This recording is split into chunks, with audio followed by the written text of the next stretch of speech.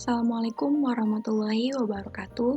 Kami dari kelompok 1, kelas 11 3B 15, mata kuliah Statistika dengan dosen pengampu Ibu Eni Reptiningsih, STP. Universitas Bina Sarana Informatika, Kampus Cikampek. Di sini, kami akan mempresentasikan materi tentang notasi sigma dan ukuran gejala pusat data. Baik, sebelum itu, saya akan memperkenalkan terlebih dahulu anggota dari kelompok kami. Yang pertama, di sini ada Fitria Rosdiana dengan NIM 11200-223. Yang kedua, ada Khairunisa dengan NIM 11200-411. Dan ketiga, ada Dini Novitasari dengan NIM 112051. Saya sendiri sebagai moderator. Lalu, ada Dian Fitriani Hidayat dengan NIM 11200-145. Selanjutnya, ada Ike Melina dengan NIM 1120093. Dan ada Dwi Rahmawati dengan NIM 11200-115. Terakhir, Nirmala Imoto dengan NIM 11200-190. Baik, selanjutnya kita lanjut ke pembahasan. Yang pertama ada apa itu statistika? Latar belakang singkat, statistika adalah kumpulan metode yang digunakan untuk merencanakan eksperimen, mengambil data, dan kemudian menyusun, meringkas, menyajikan, menganalisa, menginterpretasikan, dan mengambil kesimpulan yang didasarkan pada data tersebut. Data adalah hasil. Adapun statistika adalah ilmu tentang cara-cara mengumpulkan, menggolongkan, menganalisis, dan mencari keterangan yang berhubungan dengan pengumpulan data, yang penyelidikan dan kesimpulannya berdasarkan bukti-bukti yang berupa angka. Selanjutnya, notasi sigma. Notasi sigma merupakan notasi yang digunakan untuk menyatakan penjumlahan notasi sigma dilambangkan dengan sigma. Menurut buku Y.R. M. Iqbal Hasan M. 2001, sigma sama dengan 0, X sama dengan X1 plus X2 plus X3 plus Xn. Dalam statistika, kita sangat sering menjumlahkan bilangan yang banyak. Misalnya, kita mungkin akan menghitung harga rata-rata pasta gigi merek tertentu yang dijual di 10 toko yang berbeda. Atau mungkin kita ingin mengetahui beberapa kali sisi muka muncul bila 3 keping mata uang ditos beberapa kali. Perhatikan sebuah percobaan yang mengamati turunnya bobot badan selama periode 6 bulan. Data yang tercatat adalah 15, 10, 18, dan 6 kg.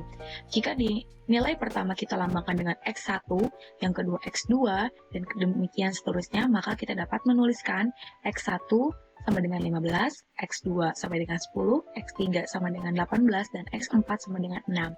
Dengan menggunakan huruf Yunani sigma, dalam kurung sigma kapital. Untuk menyatakan penjumlahan, kita dapat menuliskan jumlah 4 perubahan bobot tersebut sebagai sigma sama dengan IXI. Baik, selanjutnya di sini ada rumus sigma sama dengan IXI dibaca sigma XI, I dari 1 sampai dengan N. Aturan penjumlahannya yaitu poin pertama sigma XI plus YI plus ZI, di mana I-nya mulai dari 1 sampai dengan N, sama dengan sigma XI plus sigma YI plus sigma SI, di mana I-nya mulai dari 1 sampai dengan N. Yang kedua, poin B, yaitu sigma KXI sama dengan K dikali sigma XI, di mana K yaitu bilangan konstan dan I mulai dari 1 sampai dengan N. C, yaitu sigma K sama dengan K plus K sama dengan NK. Poin yang D yaitu sigma XI min K kuadrat sama dengan sigma XI kuadrat min 2K XI plus K kuadrat, di mana I mulai dari 1 sampai dengan N. Yang terakhir yaitu sigma YI min A min B XI sama dengan sigma YI min NA min B dikali sigma XI, di mana I mulai dari 1 sampai dengan N. Assalamualaikum warahmatullahi wabarakatuh. Saya Dwi Rahmawati dengan NIM 112000115. Di sini saya akan menjelaskan tentang jenis-jenis ukuran pemusatan. Yang pertama, A. Rata-rata hitung atau mean. Rata-rata hitung atau mean adalah nilai rata-rata dari data-data yang ada. Rata-rata hitung dari populasi diberi simbol mu. Rata-rata hitung dari sampel diberi simbol X bar. Untuk mencari rata-rata hitung secara umum, rumusnya sebagai berikut. Rata-rata hitung sama dengan jumlah semua nilai data dibagi jumlah data. Kemudian, jenis rata-rata hitung atau MEAN menurut Insinyur Muhammad Iqbal Hasan, MM, tahun 2001 dalam buku Pokok-pokok Materi Statistik 1 atau Statistik Deskriptif edisi kedua. A. Rata-rata hitung atau MEAN untuk data tunggal. Cara menghitung rata-rata hitung atau MEAN untuk data tunggal adalah sebagai berikut. 1. Jika X1, X2, hingga Xn merupakan n buah nilai dari variabel X, maka rata-rata hitungnya adalah X bar sama dengan sigma X atau dibagi n sama dengan buka kurung X1 ditambah X dibuka kurung 2 ditambah seterusnya tutup kurung ditambah Xn tutup kurung dibagi n. Yang kedua, jika nilai X1, X2, hingga Xn masing-masing memiliki frekuensi F1, F2, hingga Fn, maka rata-rata hitungnya adalah X bar sama dengan sigma Fx dibagi sigma F. Rumus ini jika diubah menjadi rumus rata-rata tertimbang. X bar sama dengan sigma Xi dikali Wi dibagi Xwi, sigma Wi. W di sini artinya timbangan atau biasa disebut rata-rata tertimbang. Yang ketiga, jika V nilai yang memiliki rata-rata hitung Mi, maka dapat dihitung dengan rumus X bar sama dengan sigma Fm dibagi sigma F sama dengan F1 M1 ditambah F2 M2 ditambah seterusnya hingga FK MK dibagi F1 ditambah F2 hingga FK. Kemudian, yang kedua, rata-rata hitung untuk data berkelompok. Yang pertama, metode biasa. Apabila telah dibentuk distribusi frekuensi biasa dengan F1 sama dengan variabel pada interval kelas ke I, X1 adalah titik tengah interval kelas ke I, maka rata-rata hitung atau MEAN dapat dihitung dengan rumus X bar sama dengan sigma Fx dibagi sigma F. Yang kedua, metode simpangan rata-rata. Apabila M adalah rata-rata hitung sementara, maka rata-rata hitung dapat dihitung dengan rumus X bar sama dengan M ditambah sigma Fd dibagi sigma F. Keterangan di sini untuk M adalah rata-rata hitung sementara. Biasanya diambil dari titik tengah kelas dengan frekuensi terbesarnya atau titik tengah kelas modus. D di sini adalah X dikurangi M. X adalah titik tengah interval kelas dan F adalah frekuensi kelas. Yang ketiga, metode coding. Metode coding sering digunakan apabila dijumpai nilai-nilai dalam data yang berupa bilangan-bilangan besar. Pada dasarnya, metode itu merupakan penjabaran dari metode simpangan rata-rata. Rumusnya adalah X bar sama dengan M ditambah C dikali buka kurung sigma Fu tutup kurung dibagi buka kurung sigma F tutup kurung. Keterangannya adalah M adalah rata-rata hitung sementara, C adalah panjang kelas, dan U adalah 0, kurang lebih 1, kurang lebih 2, hingga seterusnya, atau sama dengan D dibagi C dengan D sama dengan X dikurangi M. Terima kasih. Assalamualaikum warahmatullahi wabarakatuh. Perkenalkan, nama saya Nirmala Imoto Wahyu Windarni dengan NIM 112000190. Saya di sini akan menjelaskan tentang metode coding, median, modus, dan kuartil. Metode coding sering digunakan apabila dijumpai nilai-nilai dalam data yang berupa bilangan-bilangan besar. Pada dasarnya, metode coding merupakan penjabaran dari metode simpangan rata-rata. Metode coding dirumuskan dengan X bar sama dengan M ditambah C dikali sigma Fu dibagi sigma F. Median. Median menurut Muhammad Iqbal Hasan Magister Management pada tahun 2021 dalam bukunya Pokok-pokok Materi Statistik 1, Statistik Deskriptif edisi kedua. Median adalah nilai tengah dari data yang ada setelah data diurutkan. Median merupakan rata-rata apabila ditinjau dari segi kedudukannya dalam urutan data. Median sering pula disebut rata-rata posisi. Median ditulis singkat dengan ME atau MD. Hasil median sama dengan hasil dari kuartil kedua. Yang pertama ada median data tunggal. Untuk data ganjil, N sama dengan ganjil. ME sama dengan XN dibagi 2. Untuk data genapnya, N sama dengan genap. ME sama dengan XN dibagi 2 ditambah XN ditambah 2/2 dibagi 2, atau secara singkatnya dapat ditentukan dengan ME sama dengan nilai yang ke 1/2 buka kurung N ditambah 1. Median data berkelompok. ME sama dengan B ditambah 1/2 N dikurangi sigma F2 O dikali C dibagi F ME. Modus menurut Insinyur Muhammad Iqbal Hasan, Magister Manajemen pada tahun 2021 dalam buku Pokok-pokok Materi Statistik 1, Statistik Deskriptif, edisi kedua. Modus adalah nilai yang paling sering muncul dalam data. Modus sering ditulis singkat dengan MO. Sejumlah data bisa tidak memiliki modus, mempunyai satu modus yaitu unimodal, mempunyai dua modus bimodal, untuk mempunyai lebih dari dua modus yaitu multimodal. Yang pertama ada modus data tunggal. Modus data tunggal adalah data yang frekuensinya terbanyak. Rumus dari modus data berkelompok yaitu ada MO sama dengan L ditambah buka kurung D1 dibagi D1 plus D2 tutup kurung dikali C.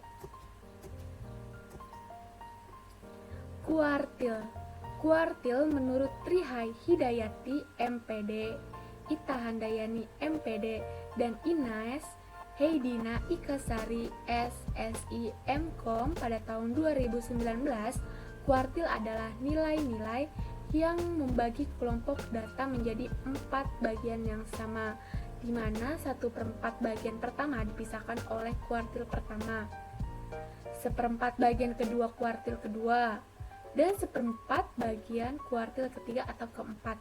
Kuartil ditentukan dengan rumus QI sama dengan L ditambah C buka kurung in per 4 dikurangi sigma F dibagi F QI tutup kurung dengan I sama dengan 1, 2, 3 dan seterusnya. Assalamualaikum warahmatullahi wabarakatuh. Saya Ika Medina dengan NIM 11/2093. Saya akan menjelaskan tentang desil, persentil, rata-rata geometri, dan rata-rata harmonis. Desil, menurut Trihandayani MPD, Ita Handayani MPD, dan Ines Heidina Ikasari SSI MKom. Kumpulan data juga dapat dibagi menjadi 10 bagian yang sama. Nilai-nilai tersebut dinamakan desil. Desil pertama atau D1 hingga desil 9 atau D9. Untuk data dalam distribusi frekuensi, nilai desilnya adalah DI sama dengan L ditambah C kurung buka in per 10 dikurangi sigma F per F kurung tutup, dengan I sama dengan 1, 2, 3 sampai 9.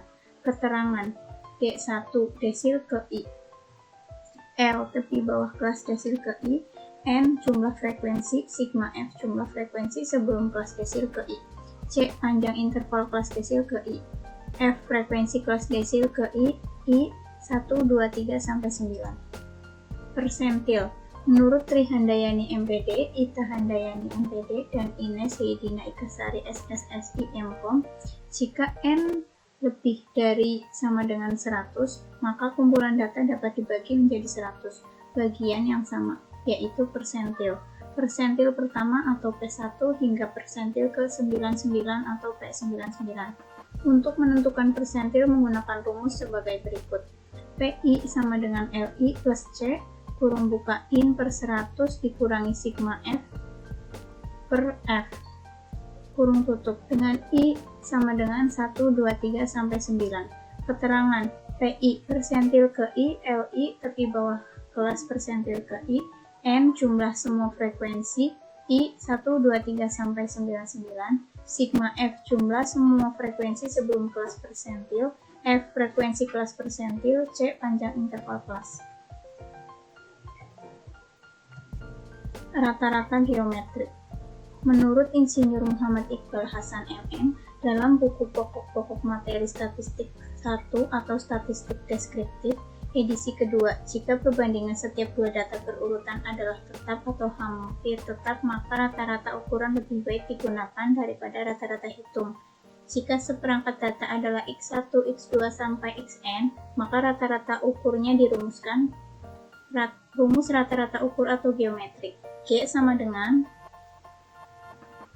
kuadrat X1, X2 sampai Xn atau log G sigma log Xi per N.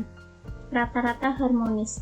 Dilansir dari website rumusstatistik.com, rata-rata harmonis adalah rata-rata yang dihitung dengan cara mengubah semua data menjadi pecahan, di mana nilai data dijadikan sebagai penyebut dan pembilangnya adalah 1. Kemudian semua pecahan tersebut dijumlahkan dan selanjutnya dijadikan sebagai pembagi jumlah data. Rumus rata-rata harmonis. RH sama dengan N per sigma 1 per Xi.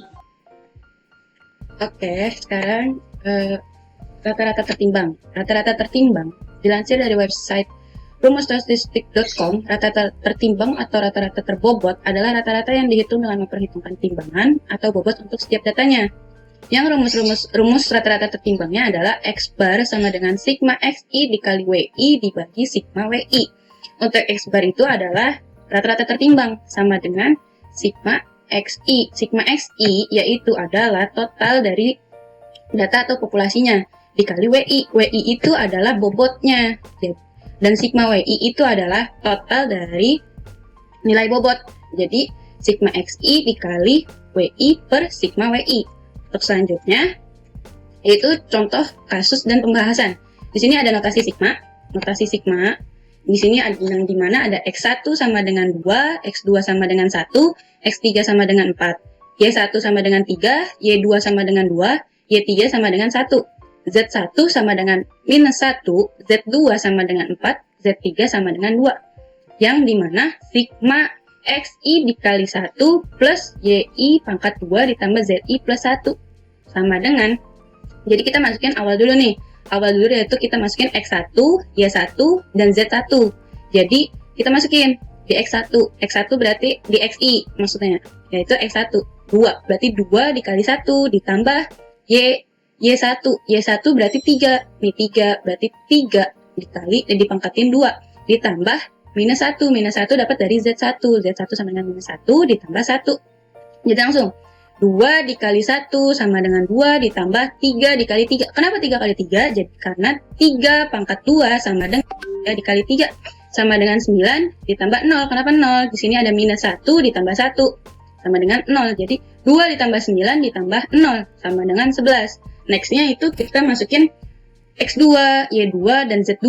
X2 itu di mana 1? Berarti 1 dikali 1 ditambah 2. Y2-nya 2. 2 dipangkatin 2 ditambah 4. 4 ditambah 1 sama dengan 1 dikali 1 sama dengan 1. Ditambah 2 dikali 2. Kenapa 2 dikali 2 lagi? Karena pangkatkan 2. Jadi 2 dikali 2 sama dengan 4. Ditambah 4 ditambah 1 sama dengan 5. Jadi 1 ditambah 4 ditambah 5. 1 ditambah 4, 5. Ditambah 5 sama dengan 10.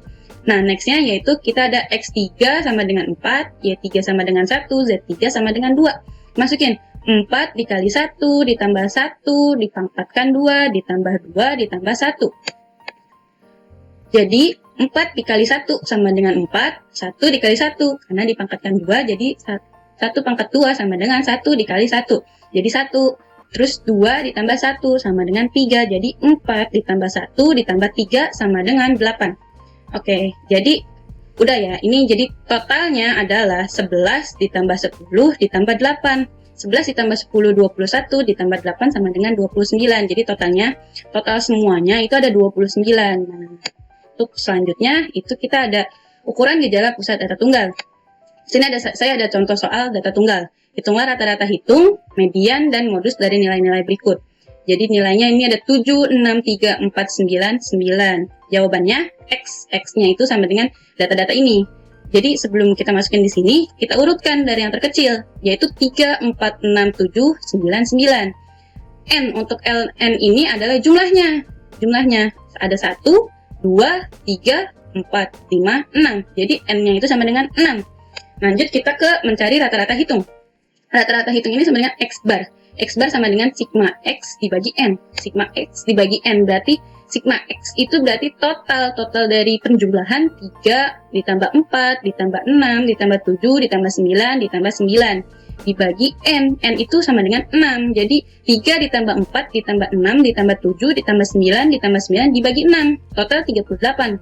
38 dibagi 6 sama dengan 6,33. Jadi rata-rata hitungnya itu ada 6,33. Nextnya kita ke median. Median atau ME. Median atau ME sama dengan XN dibagi 2 ditambah XN plus 2 dibagi 2 dibagi 2. Oke, ini langsung aja kita sama dengan. Kenapa sih ini X3 ditambah X4? Karena nilai tengahnya itu, karena ini datangnya genap, jadi nilai tengahnya itu ada 2. Jadi 6 ditambah 7 atau X3 ditambah X4. Kenapa? Sekali lagi, karena nilai tengahnya ada 2, yaitu 6 dan 7 atau X3 ditambah X4. 6 dan 7, 6 ditambah 7 dibagi 2, hasilnya 66,5. Jadi median untuk data tunggal yang mempunyai data genap itu ada 2 nilai tengahnya, yaitu 6 dan 7 atau X3 dan X4, atau lagi 6 ditambah 7, jadi dibagi 2 sama dengan 6,5. Nah, berarti mediannya 6,5. Nextnya kita ke modus. Modus ini gampang, jadi kita tinggal cari data yang paling sering muncul, yaitu 9. Kenapa 9? Karena ini 9 munculnya 2 kali. Jadi data yang sering muncul itu adalah 9, yaitu modusnya 9. Jadi modusnya adalah 9. Assalamualaikum warahmatullahi wabarakatuh. Sebelumnya, perkenalkan, nama saya Hoirunisa. Di sini saya akan menjelaskan contoh soal ukuran gejala pusat data berkelompok. Diketahui data nilai ulangan tengah semester sebagai berikut. Tentukan min, modus, median, kuartil 2, desil 5, dan persentil 50. Langkah pertama, kita buat dulu tabel distribusi frekuensinya. Lalu untuk cari min dengan menggunakan metode biasa, itu rumusnya X bar sama dengan sigma Fx atau bisa juga sigma Fimi dibagi sigma F. Sigma Fx-nya itu 2516. Lalu sigma frekuensinya atau sigma F-nya itu 40. Jadi 2516 dibagi 40 sama dengan 62,9. Lalu yang kedua, untuk cari modus, rumusnya adalah MO sama dengan L atau tepi bawah kelas modus ditambah D1 atau selisih frekuensi kelas modus dengan frekuensi kelas sebelumnya dibagi D1 plus D2 dikali C. Kita cari dulu yang diketahuinya. L atau tepi bawah kelas modusnya itu di sini berarti data yang paling sering muncul 59 sampai 66. Berarti tepi bawah kelas modusnya 59 dikurangi 0,5 hasilnya 58,5. Panjang interval kelasnya 59 ke 66 berarti 8. D1-nya 8 dikurangi 4 hasilnya 4. D2 8 dikurangi 6 hasilnya 2. Jadi kita masukkan aja ke rumusnya. L itu 58,5 ditambah D1 itu D1-nya 4 dibagi D1 plus D2 berarti 4 plus 2 hasilnya 6 dikali C, C-nya 8. Jadi hasilnya 63,83. Lalu untuk cari median itu rumusnya median sama dengan B plus setengah N dikurangi jumlah frekuensi kelas-kelas sebelum kelas median dibagi frekuensi kelas mediannya lalu dikali panjang interval kelas. Kita cari dulu setengah N-nya. Setengah kali 40 hasilnya 20. Berarti mediannya ada di data yang ke-20. 5 tambah 6 11. Tambah 4 15.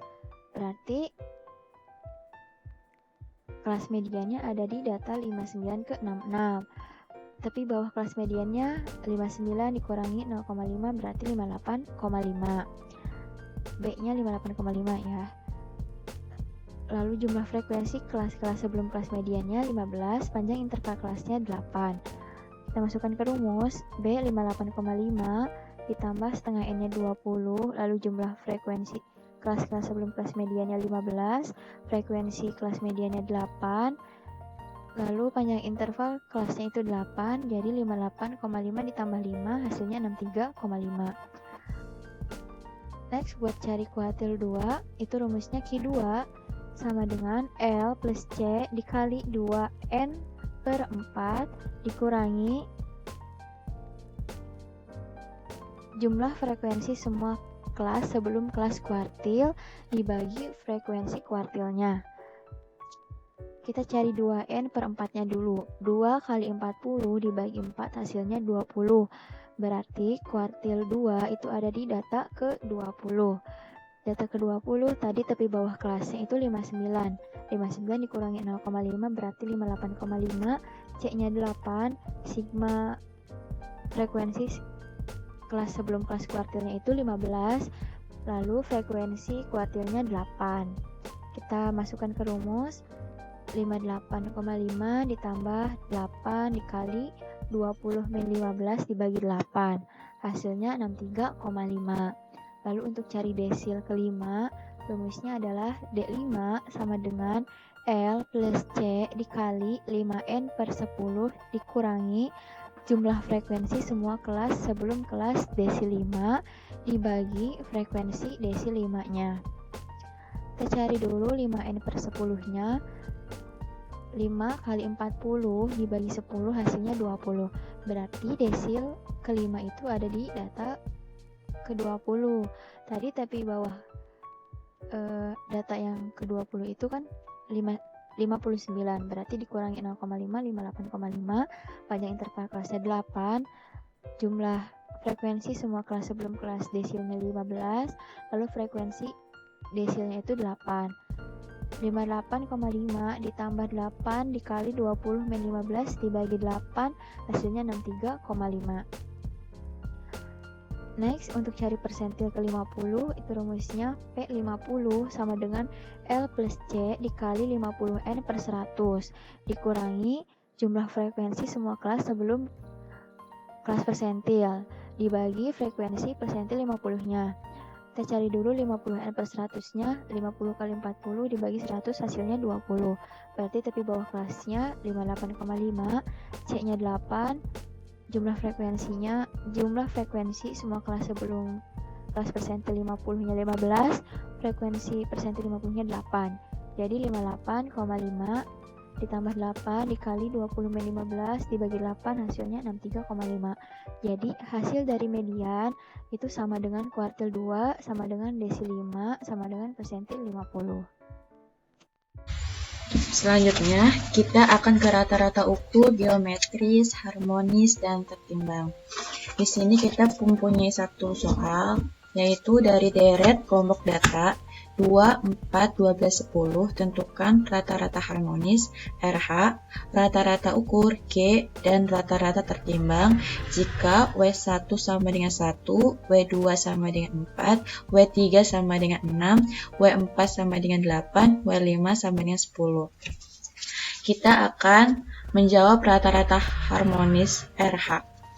RH yaitu banyaknya data dibagi 1 dibagi X1 sama dengan N yaitu banyaknya data dibagi 1 per X1 ditambah 1 per X2 ditambah 1 per X3 ditambah 1 per X4 ditambah 1 per X5 dibagi sama dengan 4 dibagi 1 per 2 ditambah 1 per 4 ditambah 1 per 12 ditambah 1 per 10 sama dengan 4 dibagi 60 per 120 ditambah 30 per 120 ditambah 10 per 20 ditambah 12 per 120 sama dengan 112 dibagi 120 sama dengan 28 dibagi 30 sama dengan 14 per 15 sama dengan 4 per 14 per 15 mendapatkan hasilnya yaitu 4,28. Selanjutnya untuk B yaitu kita akan mencari rata-rata ukur G. G sama dengan N akar 1 X1 dikali X2 dikali X3 dikali X4 sama dengan akar 4 2 dikali 4 dikali 12 dikali 10 sama dengan akar 4 960 sama dengan 1/4 log 2 ditambah log 4 ditambah log 12 ditambah log 10 sama dengan 1/4 0,30 ditambah 0,60 ditambah 1,079 ditambah 1 sama dengan 1/4 dikali 2 993 sama dengan 0,74825. Selanjutnya kita akan mencari rata-rata tertimbang jika W1 sama dengan 1, W2 sama dengan 4, W3 sama dengan 6, W4 sama dengan 8, dan W5 sama dengan 10. Di sini RT sama dengan X1 dikali W1 ditambah X2 dikali W2 ditambah X3 dikali W3 ditambah X4 dikali W4 dibagi W1 ditambah W2 ditambah W3 dan ditambah W4 sama dengan 2 kali 1 ditambah 4 kali 4 ditambah 12 kali 6 ditambah 10 kali 8 dibagi 1 ditambah 4 ditambah 6 ditambah 8 sama dengan 2 ditambah 16 ditambah 72 ditambah 80 dibagi 19 sama dengan 170 dibagi 19 sama dengan 8,94. Sekian dari kelompok kami. Terima kasih atas perhatiannya. Kurang lebihnya mohon maaf. Wassalamualaikum warahmatullahi wabarakatuh.